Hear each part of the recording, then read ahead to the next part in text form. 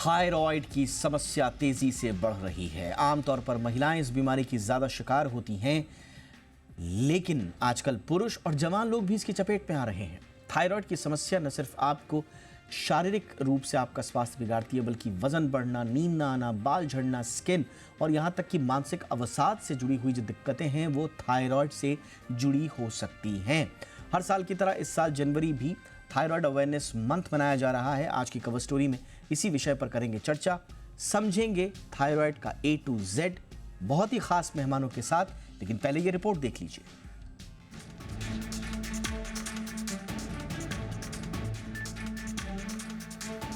जनवरी को हर साल thyroid awareness month मनाया जाता है। थायराइड एक ग्लैंड है जो गर्दन के सामने स्थित होता है और हमारे स्वास्थ्य और तंदुरुस्ती के लिए महत्वपूर्ण हार्मोन्स का प्रोडक्शन करता है। जब हमारे थायराइड ग्लैंड कुछ महत्वपूर्ण हार्मोनों का बहुत अधिक या बहुत कम प्रोडक्शन करती है तो ये थायराइड रोग का कारण बन सकता है। हाइपोथायरॉयडिज्म, हाइपरथायरॉयडिज्म, थायरॉयडिटिस और हाशिमोटो थायरॉयडिटिस के कुछ सामान्य रूप हैं। थायराइड की समस्या किसी को भी प्रभावित कर सकती है, लेकिन ऐसा देखा जाता है कि पुरुषों की तुलना में महिलाओं में थायराइड की समस्या ज्यादा देखने को मिलती है। थायराइड की समस्या आपके शारीरिक स्वास्थ्य को नुकसान पहुंचाने के साथ साथ मानसिक स्वास्थ्य को भी प्रभावित कर देती है। इस प्रॉब्लम से असामान्य रूप से वजन बढ़ने लगता है, साथ ही बाल झड़ना और ड्राई स्किन की समस्या होती है। इसके साथ घबराहट, नींद न आना, मांसपेशियों में कमजोरी महसूस करना भी थायराइड में नजर आने वाले कुछ सामान्य लक्षण हैं। इन परेशानियों से बचने के कुछ उपाय हैं जिसके जरिए आप गंभीर बीमारी से बच सकते हैं। थायराइड होने पर ऐसे खाने से पूरी तरह परहेज रखने की कोशिश करें जिसमें गोइट्रोजिन हो। ऐसे कई खाद्य पदार्थ होते हैं जिनमें गोइट्रोजिन भारी मात्रा में होती है, खासकर सोया प्रोडक्ट जैसे टोफू, साथ ही कुछ सब्जियां जिनमें पत्ता गोभी, ब्रोकली और गोभी शामिल है। वहीं शक्करकंद, बेर, स्ट्रॉबेरी और मूंगफली से भी दूरी बनाए रखने की कोशिश करें, क्योंकि ये प्रोडक्ट्स थायराइड की स्थिति को और ज्यादा खराब कर सकते हैं। शरीर में आयोडीन की कमी थायराइड की समस्या का एक बड़ा कारण है। ऐसे में शरीर में आयोडीन की मात्रा बनाए रखने के लिए डेयरी प्रोडक्ट्स का सेवन करना अच्छा होता है। साथ ही सेलेनियम से भरी चीजें जैसे कि सनफ्लावर सीड्स, ब्राउन राइस और योगर्ट लेना भी जरूरी होता है। हाइपोथायरॉयडिज्म की स्थिति में इन खाद्य पदार्थों को खाना फायदेमंद होता है। इसके अलावा योग करना, अच्छी नींद लेना, मेडिटेशन करना बेहद फायदेमंद होता है। कुल मिलाकर कहे तो थायराइड अवेयरनेस मंथ मनाने का मकसद थायराइड के प्रति लोगों को जागरूक करना है ताकि इस बीमारी से बचा जा सके। ब्यूरो रिपोर्ट, जी मीडिया। बहुत ही खास मेहमान आज की चर्चा में हमारे साथ जुड़ रहे हैं doctor Ashok Jhingan, senior endocrinologist हैं। बहुत बहुत स्वागत है डॉक्टर झिंगन आपका हमारे शो पर। हमारे साथ है डॉक्टर मंजरी चंद्रा, जानी मानी डाइटिशियन हैं। डॉक्टर चंद्रा, आपका भी बहुत बहुत स्वागत है मैम शो पर। डॉक्टर झिंगन, मैं आपसे चर्चा की शुरुआत करना चाहूँगा सर। अक्सर हम लोग बात करते हैं डायबिटीज़ की, अक्सर हम बात करते हैं हाइपरटेंशन की, हार्ट डिजीज़ की, या इनफैक्ट नॉन कम्युनिकेबल डिजीज़ के बारे में एक अवेयरनेस, एक माहौल बना है उनके बारे में। लेकिन थायराइड के बारे में हम अक्सर या तो बहुत ज़्यादा बात नहीं करते हैं या बहुत ज़्यादा अवेयरनेस थायराइड को लेकर नहीं है। कितना महत्वपूर्ण है सर ये थायराइड ग्लैंड, और इसमें होने वाली जो प्रॉब्लम्स हैं वो किस स्तर तक हमको प्रभावित करती हैं सर? सबसे पहले तो मैं आपको मुबारकबाद दूंगा कि आपने इस सब्जेक्ट को चुना, थैंक यू क्योंकि ये बहुत ज़रूरी है। लोगों को इसके बारे में बहुत कम अवेयरनेस है और बहुत कम उनको जानकारी भी है कि थायराइड की वजह से क्या हो सकता है कि हाइपरथायराइडिज्म हो जाए या लो थायराइडिज्म हो जाए तो उसमें हाइपोथायराइडिज्म हो जाता है, और इसकी वजह से पूरा आप जो है लाइफ डिस्टर्ब हो जाती है। क्योंकि ये जब आपका थायराइड डिस्टर्ब होता है तो उसकी वजह से बाकी सारी बीमारियां, जैसे हम कहते हैं ना डायबिटीज है मदर ऑफ मैनी डिजीजेज, इसी प्रकार से थायराइड भी जो है एक तरह से है जिससे बहुत सारी बीमारियां जुड़ी हुई हैं। हार्ट प्रॉब्लम है, इसी की वजह से जो है आपके जो है डायबिटीज होने के चांसेस बढ़ जाते हैं। इनफैक्ट ये माना गया कि थायराइड का जो लो थायराइड या हाइपोथायराइडिज्म होता है उसमें जो कारण होता है कि एंटीबॉडीज बन जाती हैं और जिससे थायराइड हार्मोन कम बनता है, उसका और डायबिटीज का एक रिलेशनशिप भी है। और ये माना जाता है कि उसमें एक कारण है जिससे जिन लोगों को थायराइड हाइपोथायराइडिज्म होगा उनको डायबिटीज भी होने की संभावना अधिक होती है। तो इसलिए आपने जो सब्जेक्ट चुना बहुत अच्छा है। लोगों को सबसे बड़ा पता लगना चाहिए कि हाइपोथायराइडिज्म मतलब लो थायराइड क्या होता है, उसके लक्षण क्या हैं। सबसे मेन चीज होती है सुबह सुस्ती बहुत ज्यादा होना, वेट गेन हो जाना, स्किन बड़ी मोटी सी हो जाना, रूखी स्किन हो जाना, इसके साथ साथ जो है कॉन्स्टिपेशन या कब्ज का बना रहना, और अपना जो इसके साथ में जो है वेट गेन बन जाए। तो ये चार जो सिम्टम है, सर्दी बहुत ज्यादा लगना, वेट गेन ज्यादा होना, सुबह उठ के बहुत ज्यादा सुस्ती रहना, और इसके साथ में जो है आपको जो है कब्ज रहती है, तो ये मेन सिम्टम होते हैं। इसके अलावा सुस्ती, आपकी स्किन ड्राई होने लगती है, आपको जो है हार्ट की वजह से जो है कई बार उसकी वजह से वेट गेन हो जाता है। जब आप टेस्ट कराते हैं तो पता लगता है कि ये प्रॉब्लम हाइपोथायराइडिज्म की वजह सर से ये है। अक्सर अक्सर जब ये भी कहा जाता है कि आपको हाइपोथायराइडिज्म, थायराइड अगर आपको प्रॉब्लम हो गई तो इसकी दवा एक बार शुरू कर दी तो जिंदगी भर खानी पड़ती है, क्या ये बात सही है सर? देखिए थायराइड में क्या होता है कि जब हार्मोन कम हो गया तो आपको थायराइड उसके लिए रिप्लेसमेंट लेना पड़ता है। आप बीच बीच में अपना टेस्ट कराते रहते हैं, और जब टेस्ट करा के देखते हैं कि हार्मोन्स के लेवल्स कम होते जा रहे हैं, जैसे नॉर्मल उसका लेवल मान के चलते हैं हम लोग के 2.4 से लेके 4.5 तक होता है। अगर इससे ज़्यादा होने लगे तो इसका, जब 8 9 10 होने लगे तो इसका मतलब ये है कि आपका थायराइड का फंक्शन कम कर रहा है काम, और आपको दवाई की जरूरत है जिससे इसको नॉर्मल लाया जाए। जब आपका नॉर्मल आ जाता है तो आपकी दवाई आधी हो जाती है, और उसको फॉलो अप करते रहते हैं।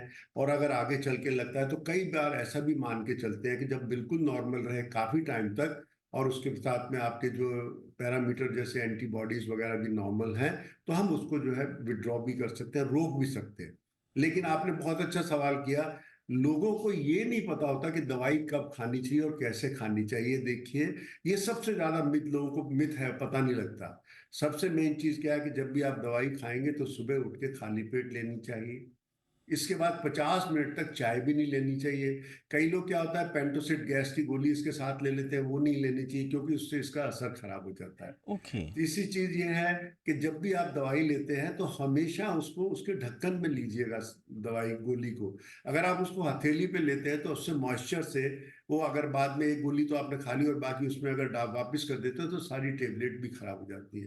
तो ये ओके। चार पांच चीजें अगर आप ये जिसको ध्यान में रखेंगे तो उतनी ही मात्रा में जो दवाई है वो काम करेगी। नहीं तो क्या होता है कि कई बार वो आप डोज बढ़ाते जाते हैं, वो काम नहीं करती। ये तो आपने इसलिए बहुत ही जब आप इंपॉर्टेंट टेस्ट कराते हैं जानकारी तो सर दे टेस्ट दी। भी हमेशा 9 बजे से पहले कराना चाहिए, और जी। हमेशा जाके लैब में कराना चाहिए। जो घर से आके कलेक्ट करके ले जाते हैं उससे भी फर्क पड़ता है, क्योंकि हमेशा खाली पेट का जब होता है तो उसके जो है थायराइड के स्तर के जो पता है वो सही पता लग जाता है। तो ये बहुत ज्यादा जरूरी है, और जिस दिन करना है दवाई भी खानी है।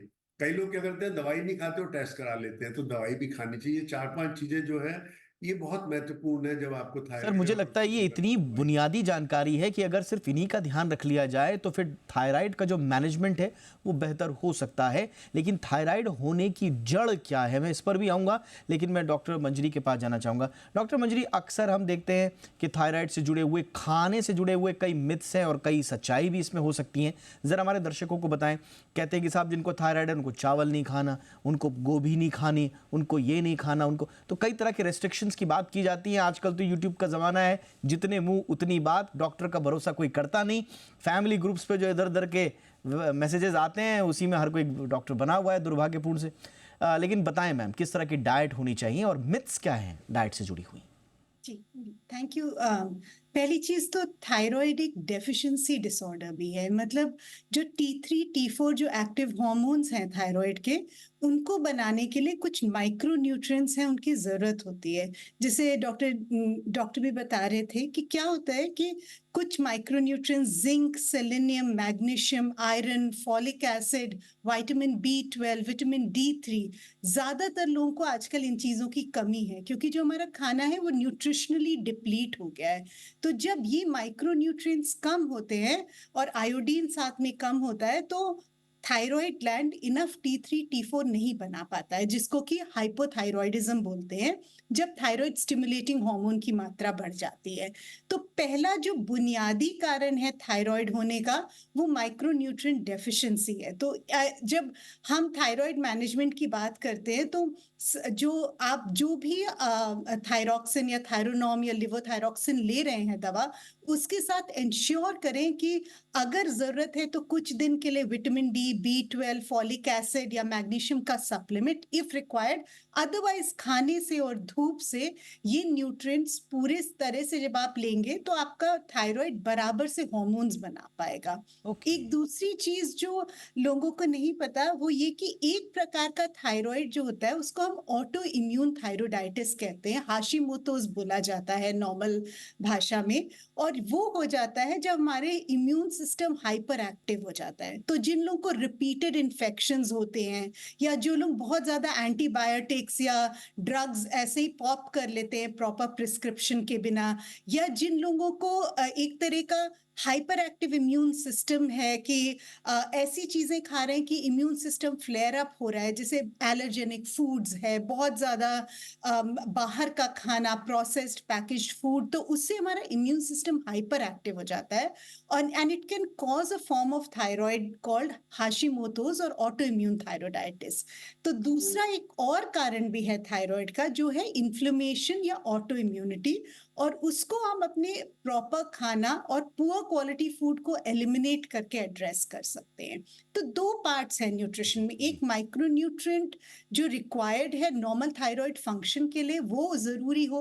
अगर सबको विटामिन डी की डेफिशिएंसी है जो कि बहुत कॉमन है आज, तो थायराइड कैसे प्रॉपर्ली काम करेगा, और जी। आयोडीन की डेफिशिएंसी और कई सारे और मैं दूस- आऊंगा मैम, ये विटामिन डी और थायराइड का कनेक्शन ये बहुत इंपॉर्टेंट मुझे इसलिए लग रहा है क्योंकि हर दूसरा तीसरा व्यक्ति आजकल विटामिन डी की डेफिशिएंसी से ग्रसित है। मैं आऊंगा मैम आपके पास, सर के पास मैं आऊंगा। सर, पहले कहा जाता था कि महिलाओं में ये ज़्यादा थायराइड की इश्यूज होते हैं, अब हम देख रहे हैं कि पुरुषों में भी आ रहे हैं, और इनफैक्ट अब मैं देख रहा हूं कि यंग एज में भी, मतलब 20s पे लोगों को थायराइड डिटेक्ट हो रहा है। कोई हिस्ट्री भी नहीं है, माँ बाप की कोई हिस्ट्री नहीं है, उनको डिटेक्ट हो रहा है। ज़्यादातर बॉर्डर लाइन वाले होते हैं तो उनको डॉक्टर जो हैं वो दवा भी नहीं देते क्योंकि वो कहते हैं कि पहले आप लाइफस्टाइल से इसको ठीक कर लीजिए।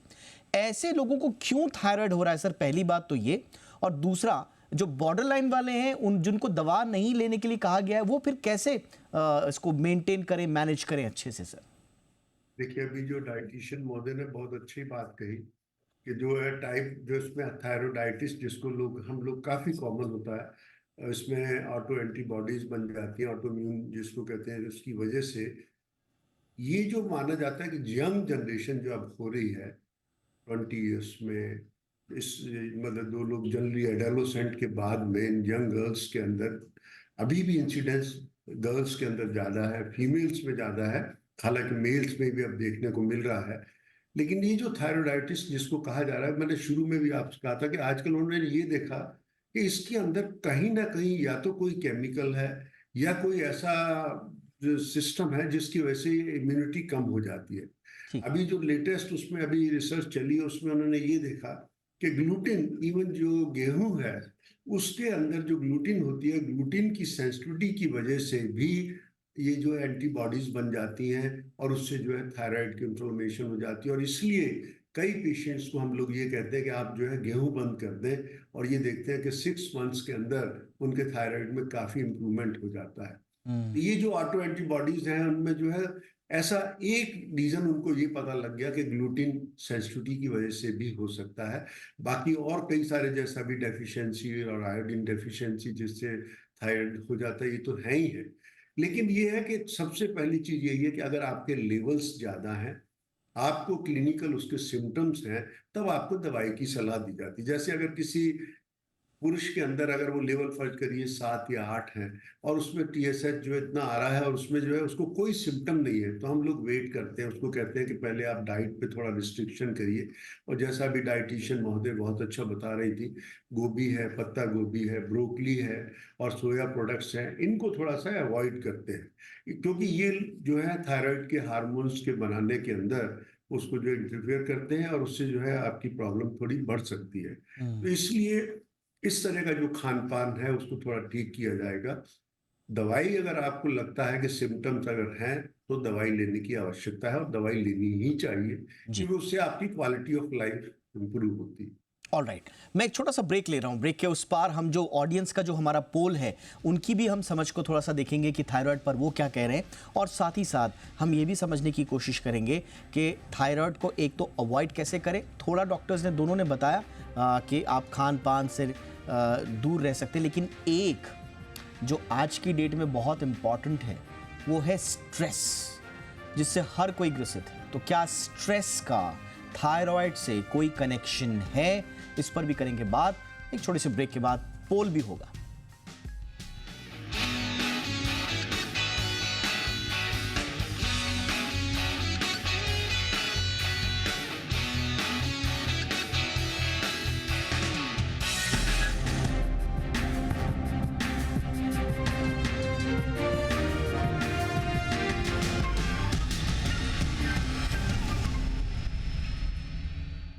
ब्रेक के बाद आपका स्वागत है। तो थायराइड का A to Z आपको बताने की हम कोशिश कर रहे हैं। थायराइड अवेयरनेस मंथ चल रहा है, इसलिए हमने कोशिश की कि आप तक थायराइड से जुड़ी हुई जानकारियां पहुंचाएं, क्योंकि आजकल इससे जुड़ी हुई प्रॉब्लम्स बढ़ती जा रही हैं। डॉक्टर मंजरी, मैं आपके पास अब आना चाहूँगा। मैम, नॉर्मली एक डाइट के साथ साथ, एक्सरसाइजेस के साथ साथ जो हमारा मानसिक जो खुराक है वो तो बड़ी गड़बड़ हो चुकी है मैम। हर कोई अपने काम में बिजी है, एम्बिशियस हो गया है, इंफॉर्मेशन का बॉम्बार्डमेंट है चारों तरफ। तो आप लाख अच्छा खाना खा लीजिए, एक्सरसाइज कर लीजिए, लेकिन मानसिक रूप से अगर प्रॉब्लम चलती रहेगी तो कितनी संभावनाएं हैं कि थायराइड की चपेट में व्यक्ति आ सकता है मैम? जब हम डिनोमिनेटर्स की बात करते हैं ना, for causation of a disease और अ डिसऑर्डर, तो थायराइड में स्ट्रेस का एक बहुत बड़ा डिनोमिनेटर है। आप कितना स्ट्रेस है और कैसे रिएक्ट कर रहे हैं, वो आपके थायराइड को इसलिए अफेक्ट करते हैं कि वो जितने भी हमारे हार्मोन्स हैं शरीर में वो बैलेंस्ड हैं।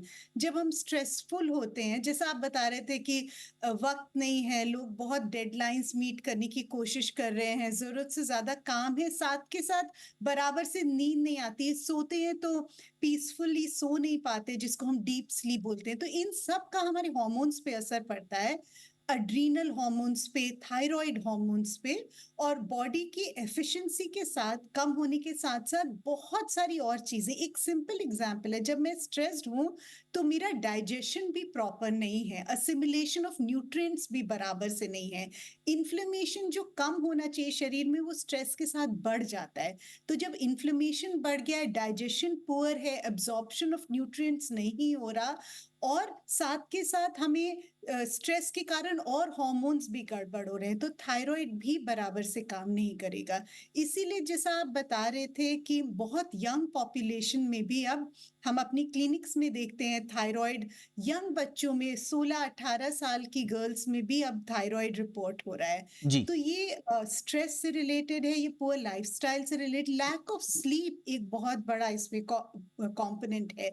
गलत टाइम से सोना, बहुत रात तक जगना, बराबर से 6 से 8 घंटे की नींद नहीं लेना, और सोते भी हैं तो हम क्योंकि फोन्स देखकर सो रहे हैं, उठते ही फोन देखते हैं, तो हमारी बॉडी को डीप स्लीप नहीं मिलती, और ये सब रिपेयर नहीं होता, हार्मोन्स स्टेबलाइज नहीं होते। तो लाइफस्टाइल में स्ट्रेस, स्लीप, इनका बहुत बड़ा रोल होता है। और ये बहुत इंपॉर्टेंट इंफॉर्मेशन है, क्योंकि देखिए एक थायराइड का छोटा सा प्रॉब्लम जो है आपकी लाइफ की क्वालिटी को ख़राब कर देता है। जैसे बता रहे, बहुत इंपॉर्टेंट ग्लैंड है, हर चीज़ को रेगुलेट करता है, आपके हार्ट से लेकर आपके मूड से लेकर आपकी हर चीज़ को रेगुलेट करता है ये थायराइड ग्लैंड। और इसमें प्रॉब्लम आती है तो फिर आपकी लाइफ की क्वालिटी पुअर हो जाती है। हमने दर्शकों से पूछा था कि क्या इस पर पर्याप्त फोकस दिया जा रहा है सरकार की ओर से भी, तो ज़रा देख लेते हैं उनकी क्या राय है, पोल ले लेते हैं, उसके बाद हम समझेंगे इसको आगे। हमारा आज का सवाल था, क्या थायराइड जैसी बीमारी पर सरकार का पर्याप्त फोकस है? देखिए बहुत सारे लोग कह रहे हैं कि नहीं है, 85% लोग कह रहे हैं कि नहीं, उतना फोकस नहीं है जितना होना चाहिए। इस पर फोकस बढ़ाया जाना चाहिए, ना सिर्फ सरकारों की ओर से बल्कि एक आम लोगों में जागरूकता फैलाने के हिसाब से हर किसी को इसमें जागरूकता की भागीदारी निभानी चाहिए। कमेंट्स आए हैं कुछ, ज़रा फटाफट से देख लेते हैं। पप्पू एक हैंडल है, बड़े विचित्र से हैंडल लोग बनाते हैं, लेकिन कमेंट इनका बहुत अच्छा है। ये बीमारी साइलेंट किलर है और इसके लिए पर्याप्त जागरूकता की कमी है।